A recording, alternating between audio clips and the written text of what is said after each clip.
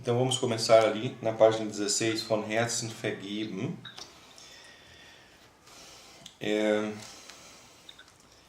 Jesus ele foi crucificado, ele foi pregado na cruz e as pessoas debochavam dele, né? Ah, se tu é filho de Deus, então desce dessa cruz, aquela coisa toda. E então foi muito complicado para ele, ele foi ofendido muito fortemente. E não só as dores físicas que ele sofreu, mas foi muito, pessoalmente deve ter sido muito difícil, com certeza, né? Quer dizer, quem já sofreu calúnias ou já foi debochado, etc., ele tem noção disso, mas mesmo assim o que Jesus fez, né? Perdoou-os. Pai, perdoa-lhes porque não sabem o que fazem. Então Jesus perdoou. E por que ele fez isso? Porque o coração dele era um coração perdoador. Ele não fez isso apenas pelo dever de perdoar, que ele pensou, eu sou um cristão, então eu tenho que perdoar. Mas realmente isso partiu do fundo do coração dele, de amar aquelas pessoas, de entender que aquelas pessoas estavam fazendo algo sem saber o que faziam e por isso estavam também se carregando de culpa. Por isso que Jesus diz, Pai, perdoa-lhes, né? Porque essas pessoas estavam se sobrecarregando de culpa perante Deus. Então a questão também era com Deus, dizer, Deus perdoa eles, porque eles estavam ofendendo a Deus fazendo isso. Várias vezes até, uma porque Jesus era o Filho de Deus, então o que eles estavam fazendo contra Jesus era contra o Filho de Deus, mas também contra qualquer pessoa. Quer dizer, se a gente ofende uma pessoa, agride uma pessoa, a gente também está se tornando culpado perante Deus, porque Deus criou todas as pessoas e Deus ama todas as pessoas. Então com isso a gente agride a Deus, né? Tipo assim, se alguém agride a tua mãe, vamos dizer assim, então com isso ele agride você também, né? Que você gosta da tua mãe, né? Então se a gente agride uma pessoa, a gente também está agredindo a Deus, porque Deus gosta daquela pessoa. Então por isso também a culpa sempre está ligado com Deus. Por isso, além de a gente pedir perdão para a pessoa que a gente ofendeu, a gente tem que pedir perdão também para Deus de tudo que a gente faz. São duas vezes que a gente tem que pedir perdão por causa desse motivo, né? E aqui diz, os filhos eles devem se assemelhar aos pais. E assim como Deus é nosso Pai e Ele perdoa, assim nós também devemos aprender a perdoar seguindo o exemplo de Deus. E como Deus abençoa todas as pessoas. A gente olha uma vez quantas pessoas rebeldes, quantas pessoas que até xingam a Deus, que falam mal de Deus e tudo. E Deus vai lá e faz o quê? Manda o sol brilhar, manda as árvores terem as folhas bonitas. Aqui na Alemanha isso é interessante porque elas ficam trocando de folhas, né? Agora, por exemplo, eu estou olhando lá para fora, estou vendo a árvore com metade das folhas verde escura, aí tem algumas amarelas, aí tem algumas que já estão bem sequinhas, já estão assim marrom, né? Então, como Deus faz as coisas tão bonitas para as pessoas, mesmo os que ofendem a Ele e tudo. Então, isso deve nos marcar também, de a gente, as pessoas que ofendem, agridem a gente também não apenas dizer Deus perdoa eles, mas orar, pedir que Deus abençoe essas pessoas, interceder por essas pessoas, né? É mais, né? Por isso Jesus também disse fazer aos outros o que a gente quer que os outros nos façam. Então isso é algo muito positivo, muito forte. Não apenas disse não façais aos outros o que vocês não querem que os outros façam, né? Mas ele disse não, fazer para os outros. Assim como a gente gostaria de ser abençoado, a gente gostaria que os outros abençoassem a gente e orassem pela gente, então a gente deve abençoar e orar pelos outros. Isso vai um pouco além da questão do perdão. E na outra vez a gente tinha também falado que perdoar é libertar a si mesmo. Quando a gente perdoa, a gente se liberta a si mesmo, né? E aquela frasezinha famosa, a gente é escravo de quem a gente odeia, né? Ela é bem verdadeira. E existem também os fantasmas do passado que perseguem a gente, ou seja, aquelas ofensas, aquelas agressões que a gente sofreu, que a gente fica relembrando, e são fardos que a gente carrega, ou que muitos carregam, mas em nome de Jesus nós não, né? Muitos carregam, mas o crente não deveria, né? Quer dizer, porque esses fardos, essas cargas, elas fazem a gente ficar doente, né? E até eu li em algum lugar, tempos atrás, que existem médicos que dizem que até de 80%, 90% de todas as doenças físicas, elas têm uma origem psicossomática. Ou, em outras palavras, é isso. As pessoas sofreram agressões, sofreram traumas, sofreram, né? Eu vi isso, né? Coisas assim. Então, elas carregam isso consigo, né? Ou mesmo, talvez, por exemplo, o estresse também. O estresse é muito forte, quer dizer, né? Isso a gente o tempo inteiro observa, né? Minha esposa, eu tô com uma dor não sei aonde. Eu falo, você está trabalhando demais, você está muito estressada, né? Então, vai ver que é daí, né? Então, aqui em casa já se tornou assim comum a gente falar isso, né? Ou às vezes ela tá lá, eu tô com um problema não sei aonde, tô com dor na coluna, tô com dor não sei o que. Fala, olha, tá precisando mesmo tirar umas férias, né? E daí, só que claro, essas férias nunca vêm, né? No momento elas estão meio distantes assim, né? Mas nossa vida tá tão abençoada no momento assim, no sentido assim que a gente está fazendo tanta coisa para Deus, assim, dando discipulados e né, ontem mesmo, deixa eu ver quantos discipulados, ontem eu dei 2 discipulados num dia, numa hora eu dei um discipulado para umas irmãs lá no Brasil, foi só uma aula que minha esposa me convidou para dar sobre um tema que é um dos meus teminhas preferidos, a questão dos manuscritos do Novo Testamento, explicando por que existem diversos manuscritos e aquela coisa. Então ela sabe que eu amo esse assunto, daí pediu para mim falar sobre isso. Aí eu saí correndo dali, lá que aqui é no escritório dela, que o escritório dela é na cozinha, né? Quer dizer, não porque ela é mulher ou alguma coisa assim, mas simplesmente porque a nossa casa é pequeniníssima, só tem 3 cômodos, então tem o quarto do meu filho, o nosso quarto e a cozinha, que é com a sala junto. Então a cozinha é o escritório dela e o nosso quarto é o meu escritório.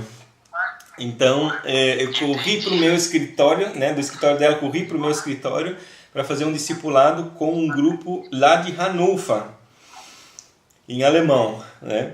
Então assim, é uma bênção, assim, está sendo uma bênção, graças a Deus. Então a gente está assim, né, agora num ponto alto assim da nossa vida espiritual, assim, muito trabalho, um monte de revistas saindo e livros saindo e traduzindo um monte de coisas e fazendo contatos com muitos missionários e tal, mas aí o que está faltando um pouquinho assim é as férias, né? O que eu dou uma insistida, para mim eu faço um dia de folga, a segunda-feira, então na segunda-feira tipo assim eu tento descansar, ou seja, procuro fazer alguma coisa diferente, procuro sair da frente do computador, procuro fazer uma caminhada, ou então às vezes eu durmo bem bastante na segunda-feira, assim, para de fato, de fato conseguir abastecer um pouco a minha bateria, até porque está escrito, né, que a gente deve tirar o dia de descanso. Está escrito que o dia de descanso foi feito para o homem, não o homem para o dia de descanso, mas o dia de descanso foi feito para o homem. Então é importante descansar, mas para evitar o quê? O estresse, que depois a gente está lá doente, está com isso, com aquilo, e daí não pode fazer as coisas. Tá, tudo isso falando da questão de problemas psicossomáticos, né? E então a maioria dos problemas psicossomáticos das pessoas é isso, que elas foram agredidas ou foram abusadas ou foram né, seja por familiares ou por patrões ou por outras pessoas, empresas ou sei lá o que, foram foram abusadas e aí carregam isso na vida delas até o leito de morte, até, né, o dia que morrem.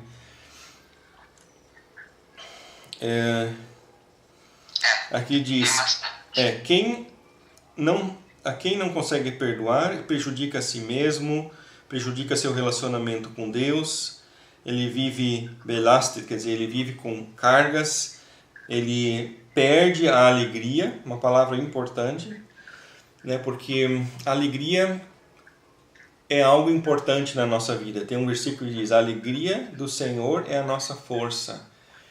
E alegria é algo que a gente precisa manter, né? Que é bem complicado, porque a alegria faz parte daquelas coisas que a gente não consegue, ou que são bem difíceis de a gente conseguir. Eu acho que a alegria ainda é uma das mais fáceis, entre as difíceis é uma das mais fáceis, né? Porque o mais difícil, a mais impossível de todas é a felicidade.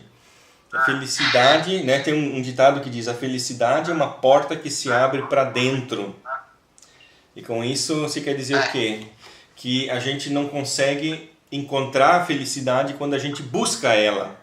A gente só encontra ela quando a gente busca outras coisas e acaba encontrando ela sem querer, vamos dizer assim, né? Quase como um fruto. É um fruto daquilo que a gente planta, né? De a gente plantar uma vida decente, uma vida de respeito com as pessoas, etc. E daí a gente vai colher também o respeito das pessoas, colher muitas coisas boas, colher uma família, uma casa, etc. Mas primeiro a gente tem que semear. Isso, assim é com a felicidade, né? E com a alegria é parecido. A alegria no Senhor é a nossa força. Esse versículo durante muitos anos quebrou minha cabeça. O que significa esse versículo? Mas eu entendi. De a gente ter um Deus que fez tanto por nós deve nos dar alegria. Então a gente deve relembrar isso. Puxa, Deus fez tanto por mim. Deus é tão bom para mim. Então isso me dá alegria. De eu relembrar essas coisas e de eu agradecer, né? Quando a gente louvar bastante. É bem importante louvar, cantar hinos, né? Então eu, por exemplo, vivo ali cantando um hino e dizendo glória a Deus ou dizendo aleluia, porque isso são expressões de gratidão e que a gente colhe, como fruto dessa gratidão, a gente colhe a alegria, né? Então a alegria também é algo assim que é um fruto que a gente colhe, mas que é um pouco mais fácil, vamos dizer assim, né? E, é verdade.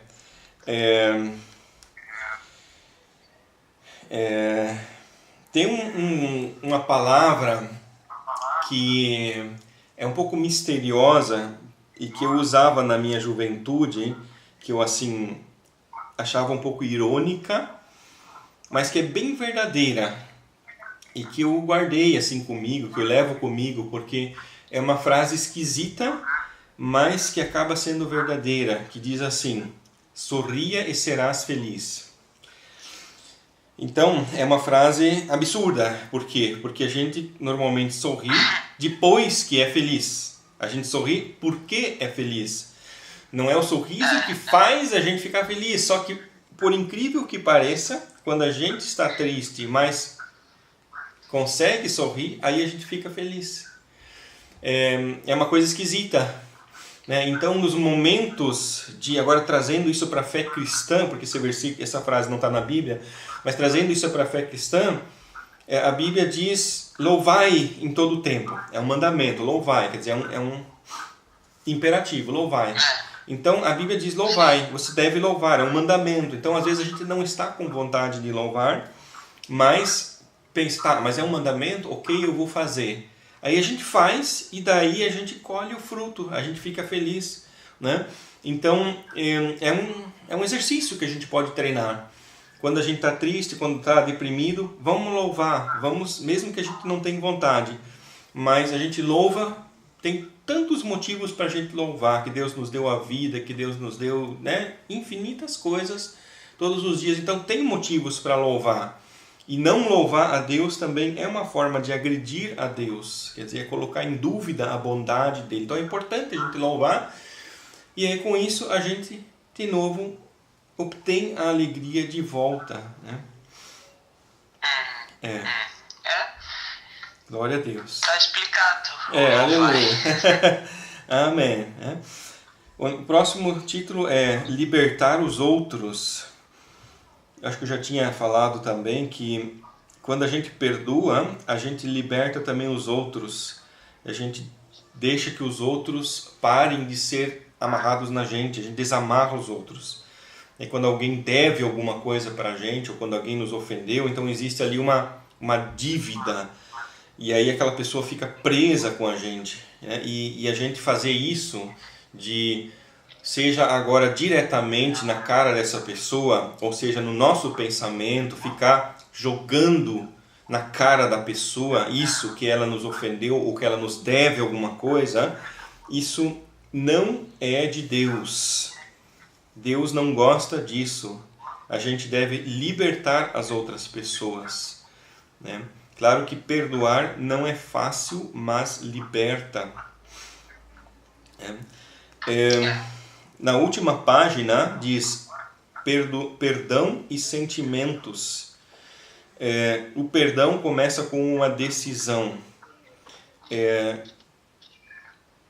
Es geht nicht darum, Vergebung zu fühlen, sondern sich für Vergebung zu entscheiden. Quer dizer, a questão não é de a gente sentir o perdão, mas é de decidir o perdão, decidir perdoar. É que nem um cheque que a gente rasga, né? Não depende tanto do sentimento, depende de um gesto mecânico com as mãos, vamos dizer assim. E a mesma coisa com o perdão. Mesmo que a gente não está com vontade de fazer, mas a gente vai lá e fala, eu perdoo. Uma outra frase que alguns usam, que talvez assim gera uma pequena imagem mental, quer dizer assim, eu libero perdão sobre aquela pessoa. Que aí a gente pensa assim, quase assim, tipo um rio que flui ou alguma coisa assim, não sei que imagem que você tem quando pensa nisso, eu libero perdão sobre aquela pessoa, né? Mas é libertar aquela pessoa mentalmente, né? Perdoar, né? Assim como Deus libera perdão sobre a gente, ou seja, ele, né, mentalmente, em termos de imaginação, é como se fosse uma água que vem sobre a gente, alguma coisa assim, né? Assim a gente com os outros, em imaginação, liberar uma água sobre os outros, né? Para que eles sejam lavados dessa culpa, né? Aqui eu coloquei uma frase: quando a gente tem dificuldade de perdoar, isso pode ter uma origem de que a gente mesmo tem pouco reconhecimento do próprio pecado. A gente não reconhece quão pecador a gente é. E aí entra aquela parábola, né, do credor incompassivo. Entra aquela parábola, né? Porque às vezes a gente tem dificuldade de perdoar, então a gente pode pensar, peraí, o que eu poderia fazer para tornar esse perdão mais fácil? É a gente pensar na própria culpa. E isso deve tornar mais fácil a gente perdoar os outros.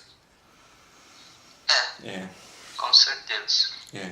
E aí nessa área de sentimentos, tem um versículo interessante que é 1 João 1,9, que é um dos versículos assim que na minha juventude eu decorei, que diz, se perdoar, se confessarmos os nossos pecados, Deus é fiel e justo para nos perdoar os pecados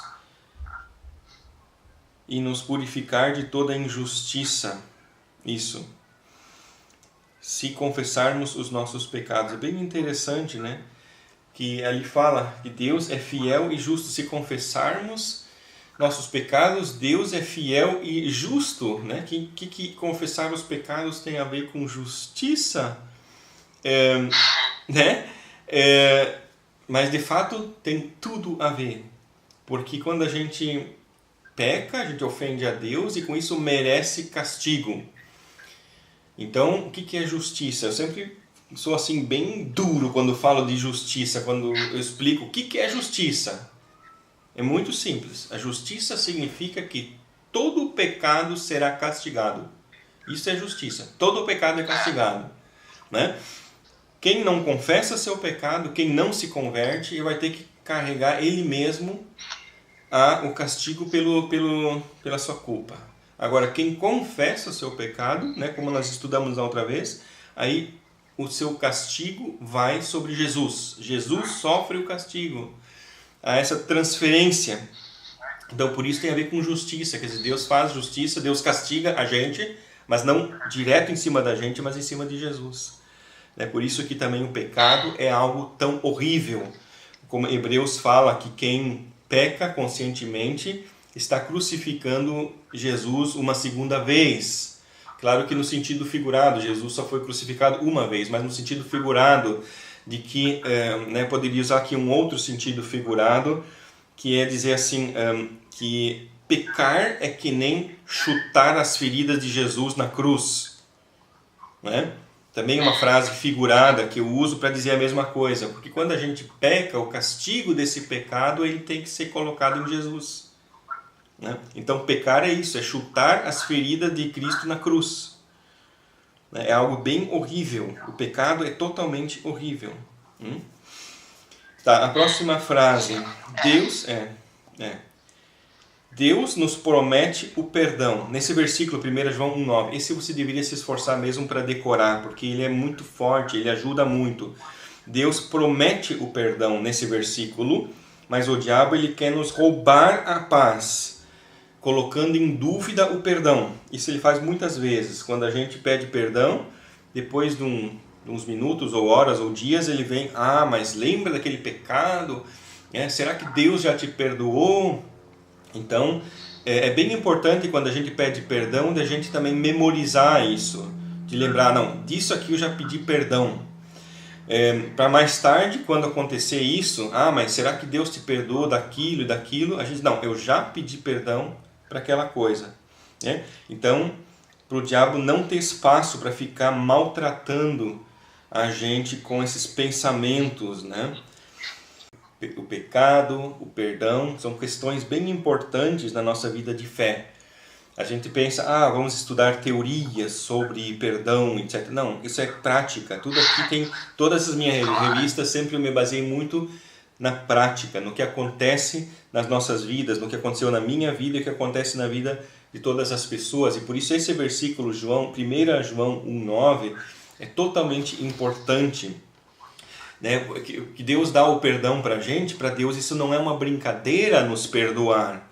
Para Deus isso não é algo assim que simplesmente acontece ali, Deus me perdoou, ok, então tá bom. Não, Deus tem que praticar a justiça. Quando a gente pede perdão, tem que acontecer um ato de castigo nesse momento. Quando eu vou para Deus e peço perdão, então Deus nesse momento tem que castigar Jesus para me perdoar. Então é algo bem complicado, vamos dizer assim. Claro que em certo sentido, num sentido figurado, Jesus já morreu, já sofreu e tudo, mas mesmo assim é um ato muito mais amplo do que assim, uma mera palavra que é dita. Né? Então isso também ajuda a gente a entender que isso é forte. Ir lá para Deus e falar, Senhor, me perdoa porque eu fiz tal coisa. Então isso tem valor, tem peso mesmo. Deus perdoa mesmo, perdoa de fato. E por isso o diabo não deve brincar na nossa vida, a gente não deve dar espaço para ele quando ele quer colocar em dúvida. Né? E outra questão também em relação ao perdão. Eu, quando era jovem, eu pensava assim que para mim ser salvo, eu tinha que pedir perdão de todos os meus pecados. Eu achava isso, eu tenho que pedir perdão de todos os meus pecados, que daí não tenho mais culpa sobre nenhum pecado, e daí pronto, eu vou para o céu. Mas isso não é a salvação. Quer dizer, se a gente cometer um pecado sem perceber e morrer, mesmo assim a gente vai para o céu. É bem importante você entender isso, porque a gente vai para o céu não porque a nossa conta bancária de pecados está zerada naquele momento. Não, mas é porque nós fomos feitos filhos de Deus no momento em que a gente se converteu para Jesus. Entende? E isso é algo assim muito determinante na vida da gente. Eu sou um filho de Deus. E não é um pecado involuntário que vai tirar de mim o status de filho de Deus. É claro que, em parênteses, se uma pessoa começar a fazer muitos pecados e não se arrepender de nenhum deles e tal, aí a coisa vai aumentando, até que ele perde a adoção de filho, até que, vamos dizer assim, com os seus gestos ele está dizendo: Deus, eu nem me interesso mais por ti, né? Então é claro que ele perde a salvação por causa disso, porque ele perdeu o interesse em Deus. Mas enquanto a gente tiver um interesse em Deus, que a gente é um filho de Deus, que está ligado a Deus, então não é por causa de um pecado que a gente não confessou que a gente não vai ser salvo. Então isso ajuda muito, isso me ajudou muito a entender isso, né? É como um rapaz me explicou isso há muitos anos atrás, com aquela palavra de Jesus, onde que Jesus disse para Pedro, Pedro não quis que Jesus lavasse ele, e aí Jesus disse: se eu não te lavar, tu não tens parte comigo. Aí Pedro ficou, vamos dizer, entendeu a seriedade da questão e disse: então lava também meu corpo todo, meu rosto, meu peito. Então, aí Jesus disse: isso não é necessário, porque tu já estás limpo pela palavra. Aí a gente vê que esse gesto de Jesus é um gesto simbólico. Claro que a Bíblia não limpa a gente, né? A não ser que a gente rasgasse agora as páginas da Bíblia e se esfregasse com elas. Mas não foi esse o objetivo de Jesus, né? Quer dizer, estáis limpos pela palavra, né? Significa o quê? Que a gente se converteu. Então, quando a gente se converteu, a gente é lavado pela palavra. Quer dizer, a palavra mudou a vida da gente, fez a gente não mais gostar das coisas ruins, a gente agora gosta das coisas boas. Isso significa ser lavado pela palavra. Mas Jesus disse: se eu não te lavar os pés, não tens parte comigo. Então esse lavar os pés é o quê? Aquela parte que se suja na caminhada. Então isso simbolicamente fala esses pequenos pecados, essas falhas que a gente comete no dia a dia, que a gente também precisa confessar. Tá? Mas a grosso modo, o nosso corpo como um todo, ele está limpo. Nós como um todo somos filhos de Deus. Mas aí existem as falhas, os pecados involuntários que precisam ser também diariamente confessados, né? Que não altera o fato de a gente ser filho de Deus, né? Tá, próximo ponto, resumo. O perdão é como um rio que tem que fluir, e o seu fluxo não pode ser interrompido. Jesus morreu por nós antes de que nós tivéssemos consciência do nosso pecado, e Ele é o nosso grande exemplo que nós podemos passar adiante. Quando alguém nos maltrata, alguém nos prejudica, e nós damos esse perdão adiante. Então isso é como um rio, é como um fluxo. Se a gente não perdoa, é como fazer uma barragem, né? Não perdoar é que nem fazer uma barragem, é guardar tudo, e vai chegar um dia que vai explodir, bum, né? Quando a gente não perdoa, acumula culpa, acumula ódio no coração, e isso um dia vai explodir de alguma forma, de alguma doença ou algum problema ou sei lá o que. Então é necessário perdoar, é passar para diante, como a gente recebe, dar para os outros, né? Tá. Das tarefas, a pergunta: explique por que o perdão não é apagar, mas é transferir, né? Isso a gente tinha visto na aula passada, a questão contabilística, né? Contabilística, que, né? Eu dei o exemplo da calça, né? Quando você pensa: o fulano está me devendo R$100 e com esse dinheiro eu vou comprar uma calça. Eu até estive pensando nisso hoje de manhã, de aprofundar um pouquinho mais esse exemplo. Alguém vem para ti e fala: minha calça está tão velha, eu tenho que comprar uma calça nova, me empresta R$100, tá? Aí você empresta R$100 para ele, eu não sei quanto custa uma calça no Brasil, né? Vamos dizer que seja uma calça boa, R$100, imagino que deve ser mais ou menos isso, né? Aí ele vai e compra uma calça. Aí depois de um mês, você está pensando: quando ele me devolver os R$100, eu com R$100 vou comprar uma calça. Só que ele chega para ti e fala: eu não estou em condições de te pagar os R$100 de volta, você me perdoa? Aí você fala: eu te perdoo. Aí o que acontece? Ele está andando com uma calça nova e você está andando com uma calça velha. Quer dizer, você deu para ele a calça que ele está usando. né? E isso significa o perdão. A gente dar para os outros o que a gente é de direito nosso, né? Então, isso, claro, é um pouco teórico, né? É por isso que perdoar é difícil, né? Uhum. Mas é isso mesmo, né, Rolf? É isso mesmo. E assim Deus teria o direito de nos castigar, que a gente ofende Ele tantas vezes. Ele teria o direito, mas não, Ele nos perdoa, né? Então, perdão é um troço tremendo, é uma libertação tremenda, por isso tem que fazer parte do dia a dia, por isso que chama o livro, né? Dia a dia do discípulo. Então, é o dia a dia, é o nosso dia a dia. Perdoar é uma desses hábitos, vamos dizer assim, né? Claro que perdoar é mais do que um hábito, mas quando se tornar um hábito, glória a Deus, né? Porque você sabe o que é um hábito. Um hábito é algo assim que já se tornou tão normal a gente fazer isso que a gente quase já nem pensa mais, né? Porque no início, quando a gente quer adquirir um hábito, então é muito esforço, é a gente trabalhar todos os dias, né? Digamos, arrumar a cama quando levanta. Então, nas primeiras vezes que a gente faz, tem que ficar pensando, eu tenho que arrumar minha cama, aí arruma. Aí no próximo dia pensar, eu tenho que fazer isso. Só que se tu faz isso todos os dias, depois de um mês, você já nem pensa mais, você já levanta, já faz e pronto. Se tornou um hábito. É verdade. Né? E assim também... já vai no automático. Assim também essas coisas que a gente está estudando nessa revista, outros chamam de hábitos devocionais. Quer dizer, coisas que a gente tem que fazer normalmente sem pensar, tem que acontecer assim como o ar que a gente respira, né? Tem que ser algo assim, uma reação imediata. Quando alguém te ofende, você já nem pensar mais. No correr do tempo, daqui a uns anos, você já nem vai mais pensar, eu tenho que perdoar, né? Você já perdoa direto, né? Se torna um hábito. Glória a Deus.